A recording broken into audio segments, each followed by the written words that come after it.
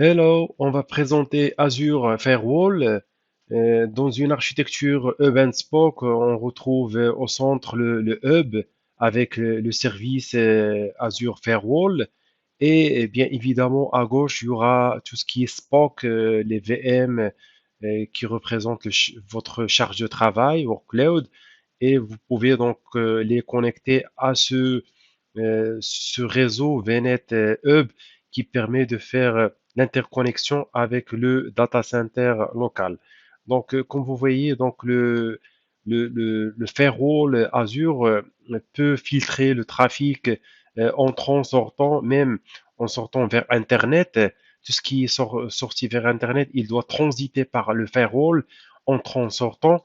Comme ça, vous contrôlez votre trafic. Donc, le rôle du Azure Firewall, il a ce rôle de filtrage, il peut autoriser et refuser des trafics avec des règles qui seront renseignées à travers Firewall. Vous avez bien sûr du type filtrage, du type trafic NAT, réseau et applications permettant l'accès entrant en sortant.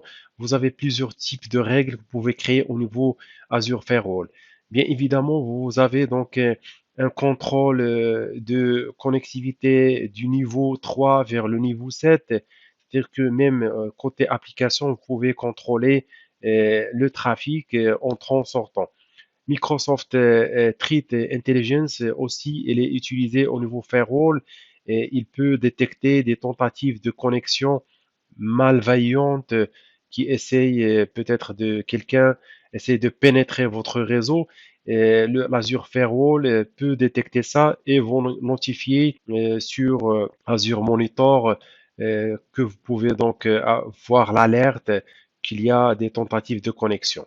On a au niveau réseau, lorsque vous créez un Azure Firewall, il utilise son propre subnet qui est appelé Azure Firewall Subnet. Il faut que vous créez ce subnet pour que le service soit créé. Il dispose aussi d'une adresse IP publique. Azure Firewall, au niveau des rules ou les règles, vous trouvez trois types. La première, c'est NAT Rule Collection, tout ce qui est trafic entrant. Il permet un ensemble de règles NAT de destination pour les connexions entrantes. On verra dans le portail Azure un exemple. Vous avez le Network Rule Collection, vous avez entrant et sortant, un ensemble de règles qui contiennent des adresses sources, protocoles, port de destination et l'adresse de destination. Et enfin, vous avez l'application Rule Collection sortant, tout ce qui est trafic sortant, un ensemble de FQDN accessible depuis un réseau, un sous-réseau que vous avez. On bascule vers le portail Azure. J'ai déjà créé un Azure Firewall. Comme j'ai dit, Azure Firewall, elle a besoin d'un subnet propre à lui et une adresse IP publique. Lorsque vous le déployez, il crée une IP publique. Ce qu'on va voir ici, c'est au niveau propriété, vous avez les éléments, donc il a été créé dans un ressource groupe et dans une région.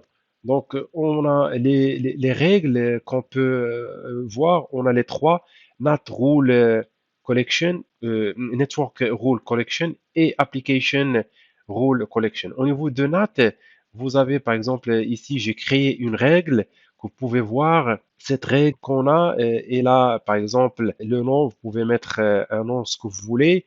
Vous avez la source, c'est étoile. La destination, c'est l'IP du firewall.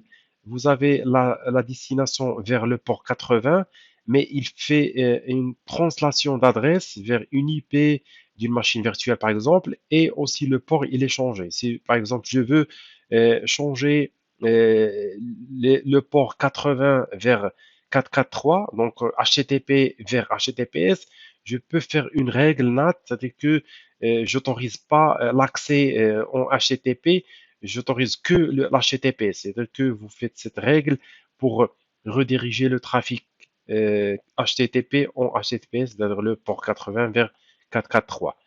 Sinon, vous avez aussi le type de règle Network Rule Traffic. Vous pouvez voir une règle que j'ai créée. C'est une règle qui permet juste d'autoriser un trafic.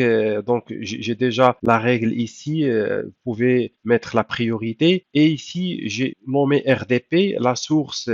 Vous avez étoile et la destination toujours l'IP du firewall et j'ai mis le port. Donc, vous pouvez avoir une règle comme au niveau de NSG, source, destination, le port comme vous avez donc le NSG. Et au niveau du troisième cas de figure, vous avez l'application Rule Collection que vous pouvez utiliser, par exemple, pour autoriser un flux avec FQDN.